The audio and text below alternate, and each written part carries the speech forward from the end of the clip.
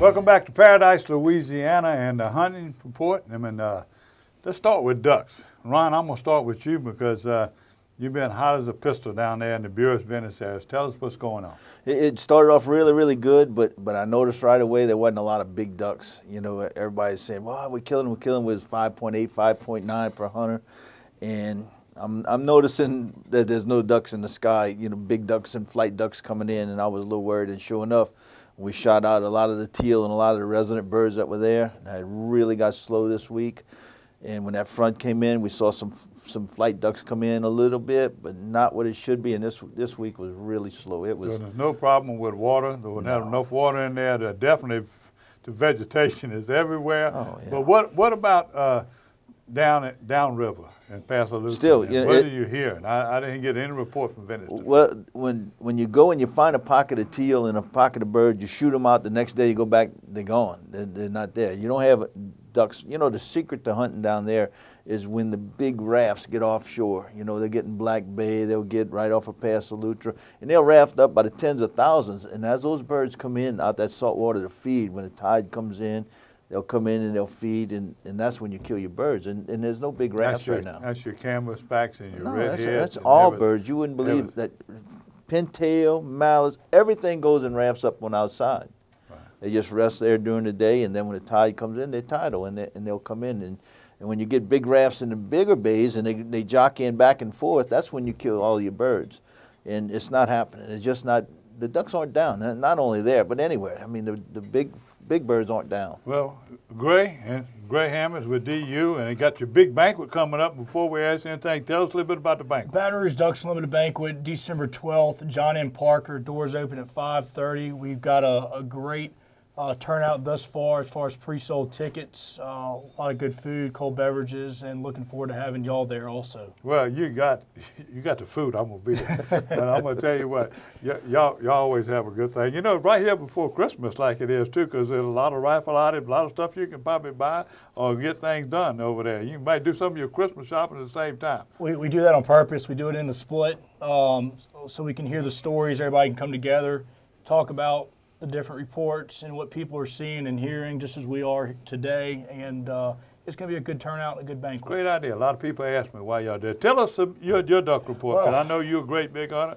You hunt down in Gaton, Abbeville, and you hunt everywhere. Cow Island, slim pickings right now. We're right south of Kaplan, right north, 30 miles north of Baton Island, though. Anybody hearing about the marsh reports in Baton Island? Baton Island's been hit and miss, but the most people I'm talking about are killing a lot of ducks in Baton Island this year, especially the first split. So. Yeah, I wish they would come up our way, because we are spoonies, grays, teal, but again, it's slim pickings in the rice fields right now. You know, you get a lot of talk about the three different areas right now to hunt in, and the three different zones. I just got my first complaint for people in the little branch area or down in Lafitte. They were feeling them ducks that they're seeing as being shot, okay, from the coastal zone and in that area, and they were just wondering, you know, they got them in the east zone. Maybe there could be some changes, but they've had some hit or miss days. They're mostly teal, like you say. They're having teals. I got a deal from A.J. Vicari. It was hit or miss. One day he said it's bad and it's good, and we have another report from Arnona saying that the feet was the same way, and then I got a call from Robbie Rabb, and they're showing me that they had this past Saturday, they had a great hunt in the Lake Leary area, but mostly teal, and the next day, 400s in habit 8. So that's some of the reports I'm getting. What do you think about the three splits? The thing is human nature. You know, if you're not killing, you're going to look for an excuse. You know, and I try to look behind the scenes, and I watch the flight birds, and I make sure, because I know what's going on in my marsh. And when the birds aren't there, and you're seeing so many teal, and you look at your numbers, and you see what kind of ducks are in your numbers, because we keep intricate numbers on everything we kill. And you can just look at the paper and see. Now, in my mind, I'm saying, well, when they opened the season up in north, it's going to drive some birds down. You know, Catahoula Lake had a couple of 100,000 birds sitting on it. Well, it flooded there. It came up 2 foot, so the dabblers couldn't feed anymore, so they had to leave. So I called around. Lake Charles was the exact same thing as us. You know, they had their resident birds, and they were really dependent on their specs. So let me give you some good reports then. Yeah, I'm getting them calls every day, but none of us hit or miss. So I'm going to give you one more hit or miss.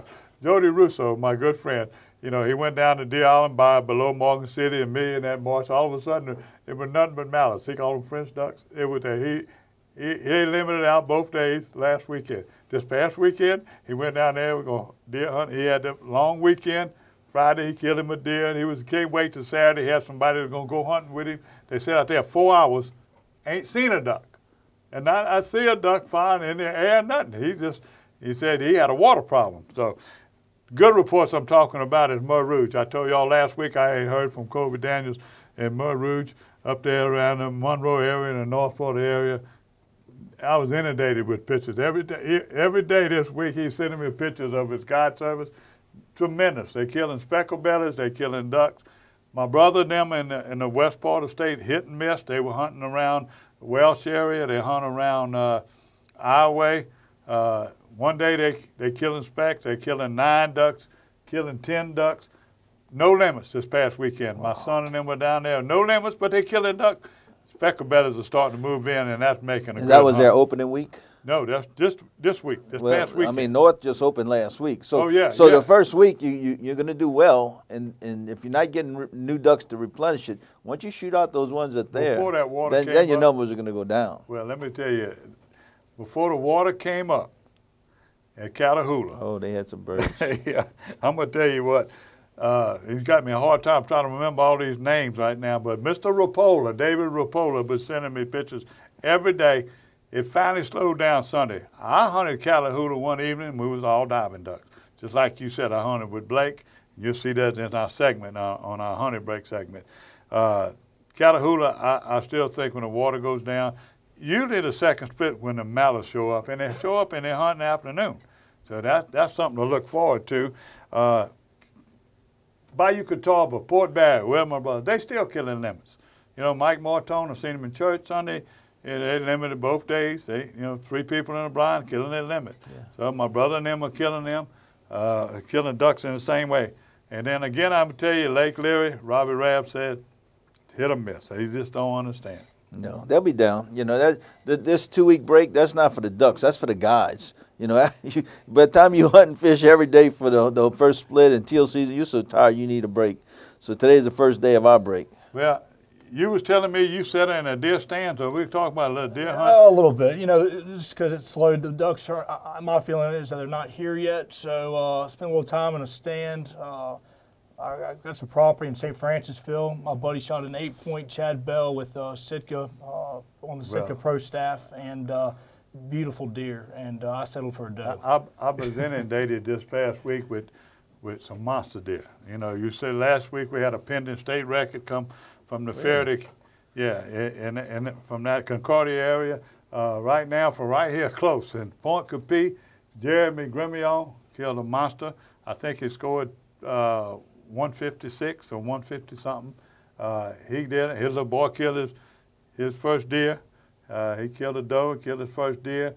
Ron Wooden with Cracker Barrel, he killed a big one right there in Port Allen. A big deer. He was supposed to send me more.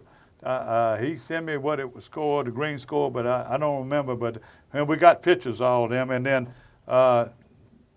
this a girl, her name is Monique Lemoyne.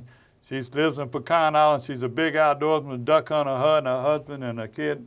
Her nephew killed a big deer, and she sent us a picture. So I want to thank all y'all. But you look, we got so many first-time deer pictures coming on. We're going to take a little time right now when we go out and hunt and report.